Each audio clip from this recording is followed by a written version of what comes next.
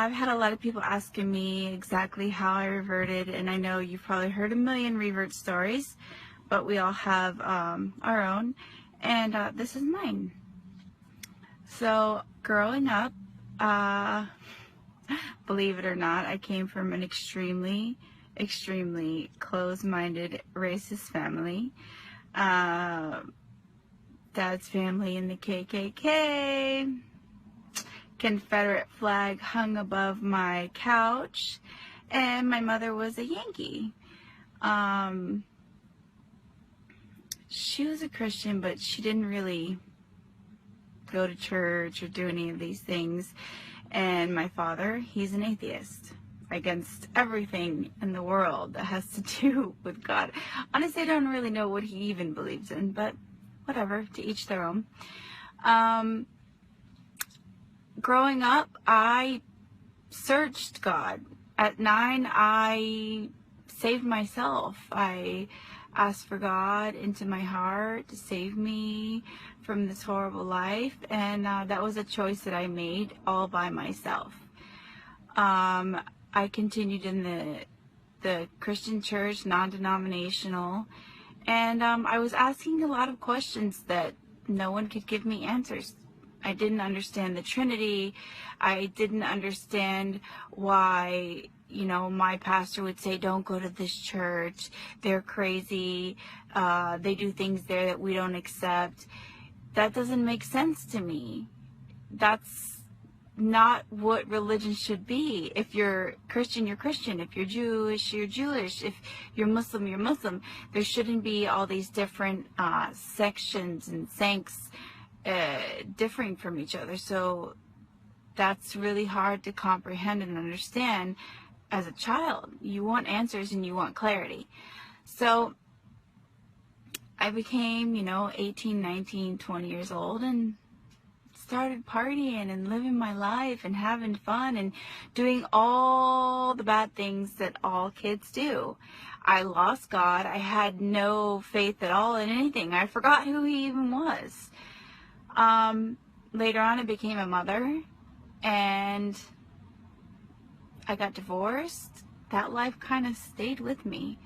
I still continued to party and have fun, and I was using my beauty to get places in this life, and I soon started feeling alone, and I felt like the people around me weren't really real, and they weren't there for me, and I felt alone, and it was sickening.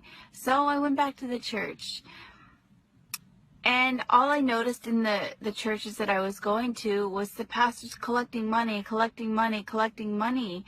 They were never talking about anything that mattered. They weren't talking about this life and what's going on and how we can better it. They were just collecting money. That, to me, is wrong. Having a video camera inside of your church, videotaping people dancing and waving flags and playing rock music was not right for me. So it pushed me away again. But then I met someone who is Muslim, and I saw that their life was guided differently than everyone around me. They didn't live this life for themselves. They lived this life for God. And they never once told me convert or revert. I say convert because there's a lot of people who don't understand that word. But revert, they never pushed the religion on me. They never pushed anything on me. They just showed me how peaceful they were, how kind they were, and I got interested. So I picked up a Quran and I read it, and it didn't take very much of it for me to say, wait, this makes sense. The Bible never made sense to me, but the Quran made sense. It gave me guidance. It showed me how to live my life, how to treat my family, how to treat a husband, how to treat my friends, how to grow up, how to raise my children, how to be a good human being. And I never once picked out the bad things. Many people say, oh, the Quran says this, kill people and behead people. I never once saw the bad. I saw only the good. So I decided to go to a mosque. And while I was there, I saw this little boy who was maybe 2 or 3 years old, and he started reciting the Quran. And I swear I stopped right then and there, and I cried, and I cried, and I cried, and I cried. And I said to his mother, you have something amazing. Look at this little boy. Look how he recites Quran. This is beautiful. And she said, MashaAllah, alhamdulillah, but we all do. And I was like, what? And so I started noticing all the children were reciting verses out of the Quran, and it's just something so amazing to me that a child so young could comprehend, could understand this.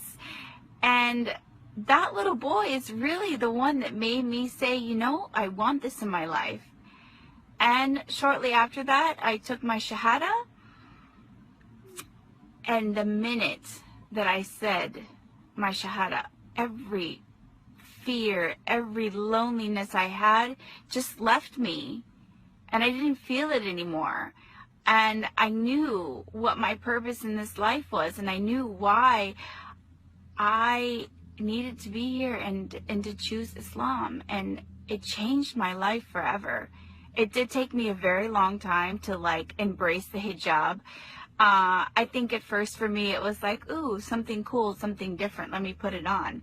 Now I wear it with pride, and I love it, and I feel so amazing. And I don't wear it because a man has told me to. I don't wear it because my husband beat me to wear it or forced me to wear it. I wear it because I love it. I love going to the store and buying a new hijab and not having to do my hair, of course. But it makes me feel really special, and I get a lot of respect from the people outside there. You know, people care what I have to say now. They don't just look at me for my beauty. They look at me as a woman, as a human being with intelligence. I chose this religion because it's what's best for me. And I had said this before in a prior video. It's what's best for me, and I love it, and I wouldn't change it for the world. But I do want to say something to all the Muslim women out there. Please be careful what you do to the women who have just reverted. Please don't push them away. Please don't tell them, don't do this, don't do that, don't do this, don't do that. You are pushing them away with these words. Islam is not hard. Allah did not give us force. Let them be and guide them instead of pushing them away. ولا تطع كل